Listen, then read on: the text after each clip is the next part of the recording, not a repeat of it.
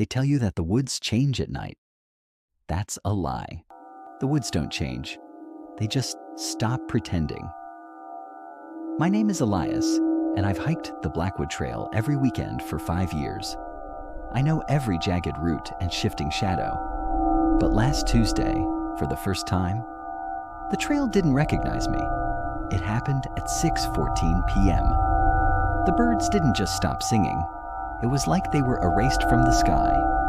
1 second, the forest was alive. The next, I was standing in a vacuum. I stopped. My skin was screaming. You know that feeling when someone is staring at the back of your neck in a crowded room? Now, imagine that in 40,000 acres of uninhabited timber. I didn't look back. Every instinct told me that if I turned around, I was acknowledging it. And if I acknowledged it, the hunt would begin. I just kept walking, faster, my boots hitting the dirt in a steady rhythm. Thump, thump, thump. But then I heard it, a second set of footsteps. Thump, thump, thump, thump. It was mimicking my gait. It was mocking me. I made it to my truck just as the sun dipped away. I fumbled the keys, dived inside, and slammed the locks. I didn't even look in the mirror. I drove until the streetlights gave way to my driveway. I thought I was safe. But when I walked into my kitchen and saw the muddy, oversized footprint pressed into the hardwood, pointing away from the front door and toward my bedroom, I realized something. I didn't escape the woods. I just gave them a ride home. The air in the kitchen felt heavy, replaced with the scent of wet earth and rotted pine. I stood frozen, car keys biting into my palm.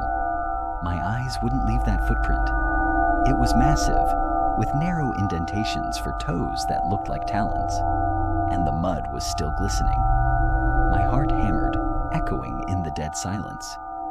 Then, from the end of the hallway, behind my bedroom door, I heard the sound of bedsheets shifting, a slow, heavy rustle, as if something incredibly dense was settling in. "Who's there?" I called out. My voice was a thin reed. No answer. Then a floorboard creaked, right behind me. I spun around, swinging my heavy flashlight. The beam sliced through the darkness, finding nothing. The doors and windows were shut. I was alone, but the smell of the woods was getting stronger, a cloying, thick musk. I backstepped toward the knife block. Then I saw it, on the hallway wall. A handprint smudged in dark, oily peat. A trail of them led up the wall onto the ceiling, disappearing into the open attic hatch. A single drop of brackish water fell from the gap. Tap. Then, from the darkness of the attic, I heard a voice. It wasn't a growl. It was my own voice, whispering the words I had said in the woods. "I didn't escape the woods," the voice rasped. "I just gave them a ride home." My hands shook so violently I almost dropped the light. Hearing my own voice mimicked felt like a violation. I should have run, but my phone was in that bedroom, right under the hatch. I was cut off. I grabbed a carving knife and moved toward the hallway. Every inch I progressed, the temperature dropped. I reached the attic hatch. I pulled the ladder down. The wooden joints groaned, a slow screech that filled the house. I began to climb. 1 rung, 2. I swept the flashlight beam across the attic. It hit the far corner. My sleeping bag from the truck was spread out there, covered in oily peat. In the center sat a circle of small bleached white objects, human teeth, arranged in a perfect mocking smile. Then the heavy breathing started, directly behind the ladder. I felt a puff of ice-cold air hit the back of my neck. It smelled like copper. A long gray hand reached out and rested on my shoulder. The voice whispered in my ear, sounding like 1,000 dead leaves crushing together. "Close the hatch, Elias. We're losing the heat." The weight on my shoulder felt like a fallen tree. My heart was shivering. I slowly turned my head. The light didn't hit a monster. It hit a face. It was my face, but wrong. Sculpted out of wet ash. The skin was stretched so tight it was tearing. The eyes were 2 pits of absolute oily blackness. It didn't lung. It just leaned in until its forehead touched mine. "Why did you leave?" it whispered. The voice vibrated inside my own chest.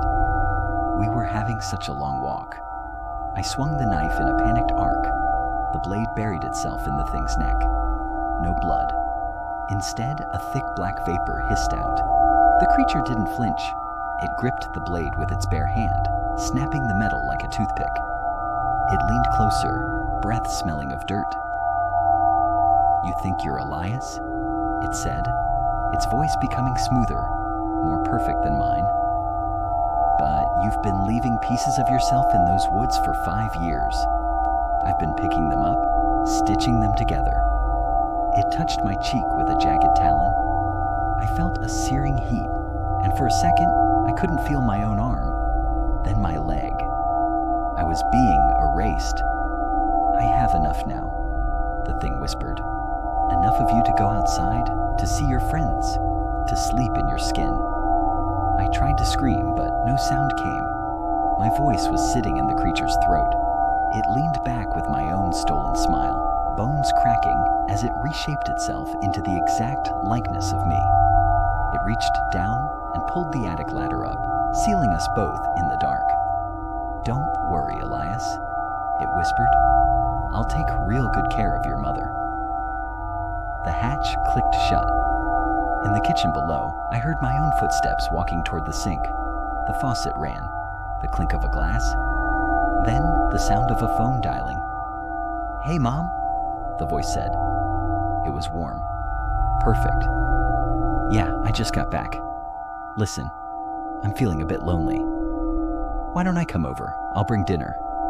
I thrashed in the dark, but I couldn't feel my limbs. My fingers met something cold and crumbling, like old peat. I was the discarded remains of a man. Below me, the front door opened. "I'm coming, Mom," the voice called. The truck engine rumbled to life, and the gravel crunched as it backed out. Then, silence. I lay in the insulation, a heap of gray ash. But then, near the circle of teeth, a floorboard creaked.